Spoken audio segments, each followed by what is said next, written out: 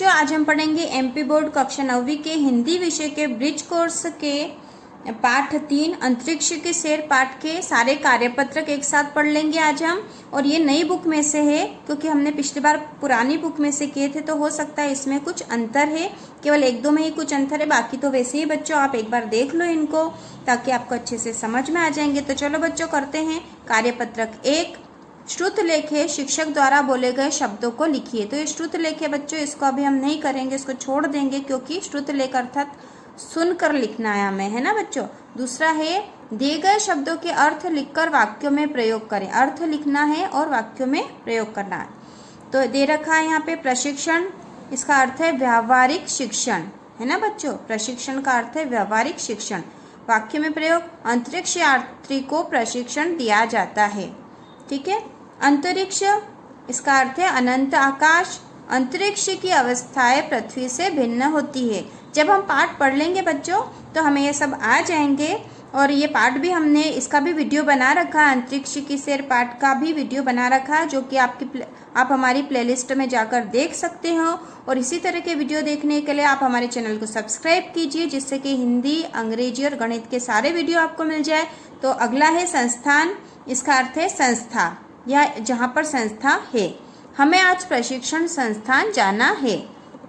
प्रयोगशाला, परीक्षणशाला, हमारे विद्यालय में एक प्रयोगशाला है। तो ये यहाँ पर शब्द दे रखे, इनके अर्थ हमें लिखने और वाक्यों में प्रयोग करना है। आप अपने अनुसार अलग भी कर सकते हो, पर वाक्य बन जाना चाहिए। ठीक है। वायुमंडल, वायु की परत, पृथ्वी के चारों ओर वायुमंडल है। तो ये कार्यपत्रक पूरा हुआ।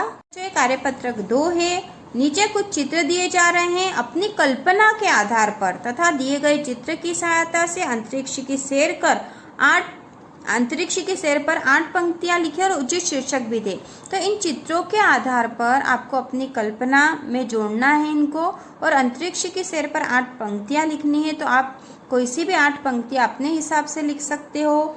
जैसे यहाँ पे जैसे एक बच्ची का फोटो दे रखा है, तो मैं एक अंतरिक्ष यात्री बनना चाहती हूँ। मैं एक अंतरिक्ष यात्री बनना चाहती हूँ, है ना। मुझे, देखो एक वाक्य हो गया, अब दूसरा हो गया, मुझे अंतरिक्ष की सैर करना है। मुझे अंतरिक्ष की सैर करना है। अंतरिक्ष यान में उड़ान भरनी है ना बच्चों। इन चित्रों के आधार पर हम कोई से भी वाक्य अपनी कल्पना के अनुसार बना सकते हैं। अंतरिक्ष यात्री बनने के लिए मैं विज्ञान विषय पढ़ना चाहती हूँ, है ना। पढ़ना चाहती हूँ या चाहता हूँ भी लिख सकते हो। पढ़ना चाहती हूँ। विज्ञान में नए नए प्रयोग करना चाहती हूँ। ठीक है। नए नए प्रयोग करना चाहती हूँ या चाहता हूँ। ठीक है बच्चों, अपने हिसाब से आपको लिखना है। ठीक है। और अंतरिक्ष की सैर के लिए मैं दिन रात कड़ी मेहनत करूँगी। ठीक है।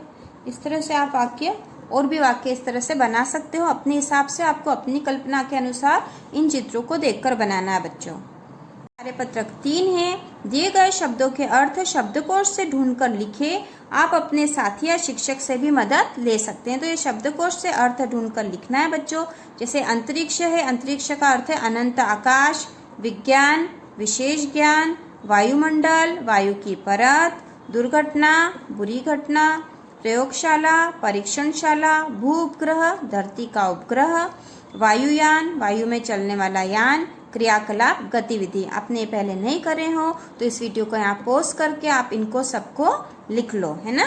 अगला है दिए गए शब्दों को शब्दकोश के क्रम में लगाएं। तो यहाँ शब्द दे रखे हैं, इन्हें शब्दकोश के क्रम में लिखना है बच्चों। शब्दकोश के क्रम में मतलब है वर्णमाला के क्रम में। कैसे बच्चों? वर्णमाला के क्रम में। वर्णमाला के क्रम में जैसे पहले वर्णमाला में क्या आता है? अ आता है, अ के बाद आ आता है, फिर ई आता है, फिर बड़ा ई आता है। तो इस क्रम में ही हमें इनको जमाना है। तो यहाँ देखो मैंने इनको जमा रखा है। जैसे अ वाले शब्द पहले हैं, है ना, ये दोनों अ से चालू हो रहे हैं ना, तो इसमें भी अ है, इसमें भी अ था, तो हम पहले किसको लिखते? तो हम उसके बाद वाले को देखेंगे तो दोनों में वह था। फिर उसके बाद वाले को देखेंगे ना, आगे वाला अक्षर एक जैसा है तो हम बाद वाले को देखकर उनका क्रम निर्धारित करते हैं, और दूसरा भी एक जैसा हो तो तीसरा देखेंगे। तो यहाँ ध था और यहाँ स था, तो ध पहले आता तो मैंने पहले इसको लिखा। इसी क्रम में इन सबको, जैसे ई पहले लिखा और ये अम था तो इसको बाद में लिखा है। इस क्रम में इनको वर्णमाला के क्रम में जमा दिया है। आप इनको पॉज करके देख सकते हो क्योंकि ये मैं पहले भी करवा चुकी हूँ। पढ़ेंगे बच्चों कार्यपत्रक 4। दिए गए शब्दों को वाक्य में प्रयोग करें, है ना। शब्द दे रखे हैं, इनका वाक्य में प्रयोग करने हैं। ये सारे वाक्य जो आपके पाठ में से लिए गए, पाठ में से भी आप छाट के लिख सकते हो या अपने मन से भी लिख सकते हो। गुरुत्वाकर्षण, पृथ्वी पर गुरुत्वाकर्षण बल होता है। अंतरिक्षयान, अंतरिक्षयान वायुयान का मिला जुला रूप है। यात्री, अंतरिक्ष यात्री खुद को भारहीन महसूस करता है। वायुमंडल, अंतरिक्ष पर पृथ्वी जैसा वायुमंडल नहीं होता। पृथ्वी पर वायुमंडल है। प्रशिक्षण, अंतरिक्ष यात्री को पहले प्रशिक्षण दिया जाता है। संस्थान, विश्व का सबसे बड़ा अंतरिक्ष संस्थान नासा है। उड़ान, अंतरिक्ष यान में उड़ान के समय दबाव महसूस होता है। तापमान, अंतरिक्ष में तापमान पृथ्वी से भिन्न होता है। तो ये कार्यपत्रक 4 हो गया है बच्चों। अब कार्यपत्रक 5 जो है ये नया है, ये पुरानी बुक में नहीं था, तो इसको देख लेते हैं। निम्नलिखित प्रश्नों के उत्तर लिखिए। यात्री कौन होते हैं? तो अंतरिक्ष यात्री साइंटिस्ट मतलब वैज्ञानिक